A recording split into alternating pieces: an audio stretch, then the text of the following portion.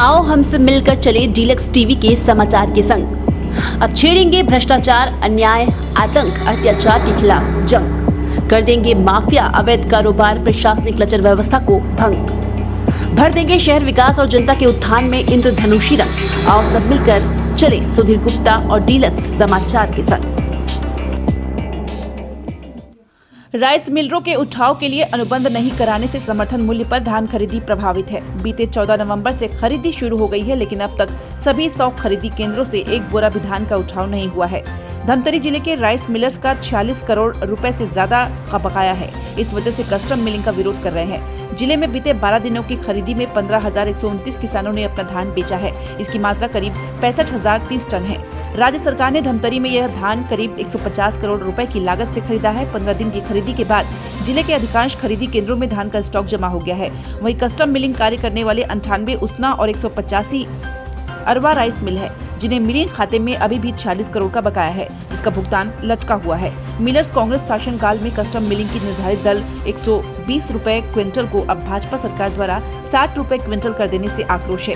इससे नाराज राइस मिलरों ने प्रोत्साहन राशि बढ़ाने और बकाया भुगतान की मांग को लेकर कस्टम मिलिंग कार्य से हाथ खींच लिया है।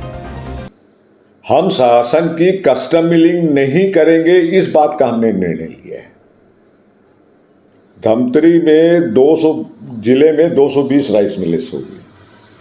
हमारी प्रमुख मांग है कि जो हमारे पूर्व से 2-3 वर्षों से जो हमारा भुगतान छत्तीसगढ़ राज्य विपणन संघ द्वारा नहीं किया गया है, उसको हमारे को दिलवाया जाए। और दूसरी मांग है हमारी मुख्यतः जो इस साल की जो कस्टम मिलिंग की पॉलिसी आई है, जिसमें अनेक भ्रांतियां हैं।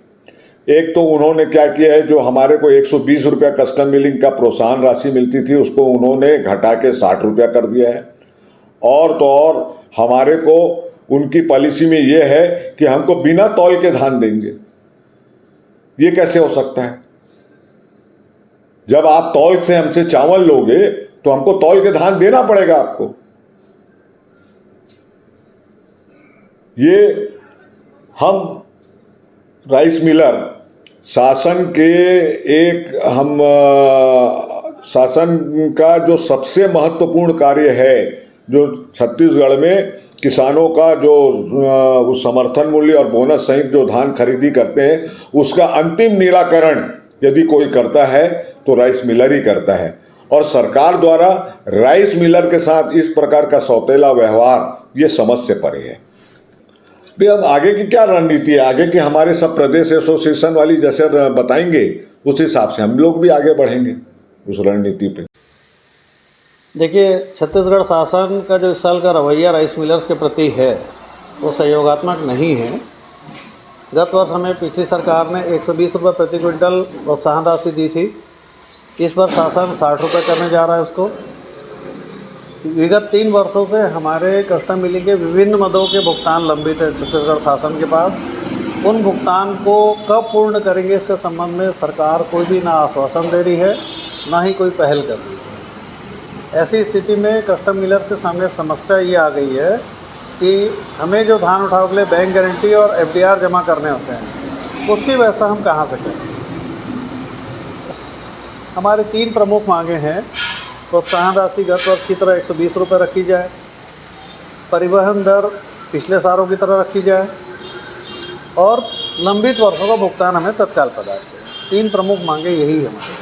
ये शासन स्तर का विषय है और शासन स्तर से उसका निराकरण। रोजाना धमतरी जिले की छोटी बड़ी खबरें पाने के लिए धमतरी डीलक्स टीवी समाचार के साथ जुड़े रहें।